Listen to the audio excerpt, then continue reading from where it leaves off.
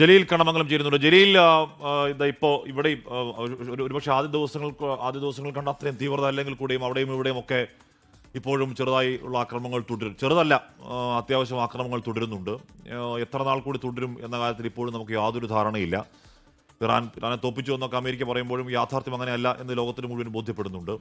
എന്താണ് ആ മേഖലയിലെ നിലവിലെ സാഹചര്യം ജലീൽ? ഹാഷ്മി കൃഷ്ണ, ഈ സംഘർഷം ഒരു മാസം പിന്നിടുമ്പോൾ സൗദിക്ക് നേരെയുള്ള ആക്രമണങ്ങൾ തുടരുകയാണ്. ഈ സംഘർഷം തുടങ്ങിയതിന് ശേഷം രണ്ടാമത്തെ ദിവസം ഒരു ദിവസം ഒഴികെ ബാക്കി എല്ലാ ദിവസങ്ങളിലും സൗദിക്ക് നേരെ ആക്രമണം ഉണ്ടായിട്ടുണ്ട്. ഈ സൗദി പ്രതിരോധ മന്ത്രാലയം ഇന്ന് പുറത്തുവിട്ട റിപ്പോർട്ട് പ്രകാരം സൗദിയുടെ മധ്യമേഖലയിൽ ഒരു ബാലിസ്റ്റിക് മിസൈൽ ആക്രമണ ശ്രമം ഉണ്ടായിരിക്കുന്നു. റിയാദിന് നേരെയാണ് ഈ ആക്രമണ ശ്രമം ഉണ്ടായിരിക്കുന്നത്. അത് തകർത്തു. നാശനഷ്ടങ്ങളൊന്നും റിപ്പോർട്ട് ചെയ്തിട്ടില്ല.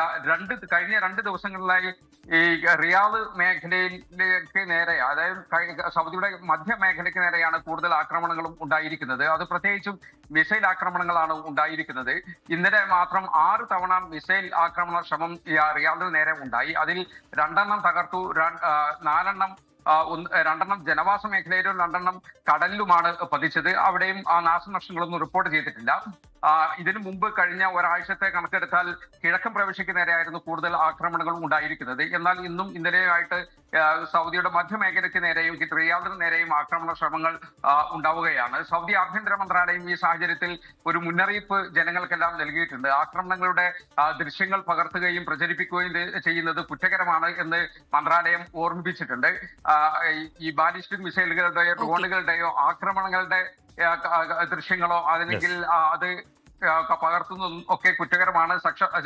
ശക്തമായ ശിക്ഷാ നടപടി നേരിടേണ്ടി വരും എന്നുള്ള മുന്നറിയിപ്പാണ് നൽകിയിരിക്കുന്നത്. ഹാഷ്മി കൃഷ്ണ. ഓക്കെ, എന്തായാലും അത് അങ്ങനെ തുടരുകയാണ്. ഏതെങ്കിലും വഴിയിൽ സമാധാനത്തിന്റെ വെള്ളരിപ്രാവുകൾ പറക്കട്ടെ എന്ന് ആഗ്രഹിക്കാൻ മാത്രമേ സമാധാന പ്രേമികൾ കഴിയൂ.